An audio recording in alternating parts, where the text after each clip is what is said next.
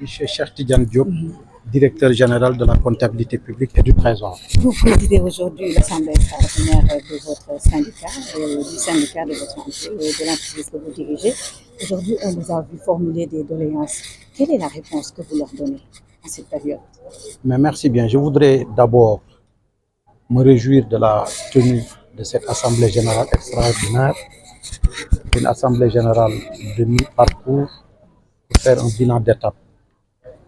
Et de ce que j'ai retenu des propos de Monsieur le secrétaire général, c'est que nous avons un bilan qui est globalement satisfaisant, mais qui peut être amélioré, comme dans toute œuvre d'ailleurs.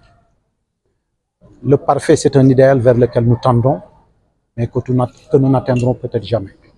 Mais il est évident, comme il l'a dit, qu'il y a eu des acquis significatifs, tant sur les conditions de travail que les conditions de vie de nos travailleurs, en termes d'amélioration. J'ai pris bonne note de tout ce qui a été dit et je m'engage en ma qualité de directeur général à ouvrir des discussions comme on l'a toujours fait, parce que j'ai érigé le dialogue en mode de gestion. On a toujours dialogué, on a toujours eu des acquis ensemble, sans tambour ni trompette. Et j'invite au sens des responsabilités de tout un chacun, au regard du contexte, au regard de la nature de notre administration et au regard des responsabilités qui pèsent sur chacun d'entre nous, à ce que le dialogue soit poursuivi, soit consolidé pour la consolidation des acquis que nous avons eus. J'ai pris bonne note de tout ce qui a été dit. J'attends d'avoir le rapport de leurs travaux et naturellement, comme je l'ai demandé, que des propositions de solutions soient formulées. Et toutes les solutions qui seront proposées, qui relèveront de ma responsabilité, seront mises en œuvre ensemble avec le bureau du syndicat. Les propositions qui relèveront de la responsabilité du ministre des Finances seront portées à son attention et je n'ai aucun doute qu'à ce niveau également, nous trouverons un écho favorable. Déjà, là, il est au syndicat. C'est comme une question en français. DG, effectivement, vous tentez de trouver des solutions et il a aussi été un peu appelé de faire des efforts concernant les réformes qui sont attendues pour lancer. Mais l'esprit dans lequel je pose la question, c'est DG, tout cela, quand ce sera fait, que toutes les réformes sont faites, en quoi cela pourrait avoir un impact par rapport à une situation, par exemple, que vous avez eu à regretter, que vous avez qualifié de tumultueuse, qu'on n'en pas encore ça. Vous savez, nous avons une nature d'activité avec des risques inhérents, c'est normal. Nous sommes une administration financière.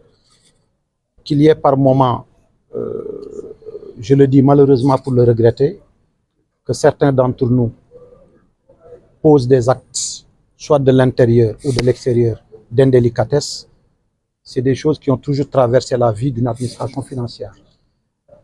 Mais nous avons un dispositif qui permet de les prévenir, de les détecter à chaque fois que cela se réalise et d'en tirer toutes les conséquences. Le Trésor est une administration républicaine, une administration citoyenne, une administration qui, malgré tout ce qu'on peut dire, reste une administration debout. Ce qui est arrivé est aujourd'hui devant la justice, on n'en dira pas plus, pour des raisons évidentes que vous comprendrez. Mais je peux vous dire que c'est des cas isolés. Ce n'est pas des cas généralisés, c'est des cas isolés que nous regrettons, que nous condamnons et que nous nous évertuons à juguler pour que cela ne se reproduise à l'avenir. Par rapport à la réforme des structures, Monsieur le secrétaire général l'a dit, j'en ai parlé. Je dois dire que c'est un travail qui est abouti, ce n'est pas un travail à faire. Nous avons travaillé de manière collégiale, de manière participative, avec l'amicale des inspecteurs du Trésor, dont le président est là à mes côtés, de manière inclusive, à élaborer ces textes. Ces textes sont faits dans le sens de conformer l'organisation du Trésor à la nouvelle architecture aujourd'hui budgétaire. Le budget aujourd'hui est en mode programme.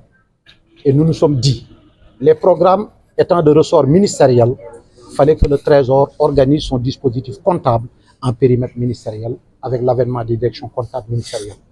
Ce sera l'occasion également pour nous, au-delà des aspects de comptabilité qui constituent l'essence de notre métier, que la partie administrative aussi de nos attributions, de compétences, soit revue avec une direction du contrôle interne plus forte, plus orientée sur la prévention et la détection du risque.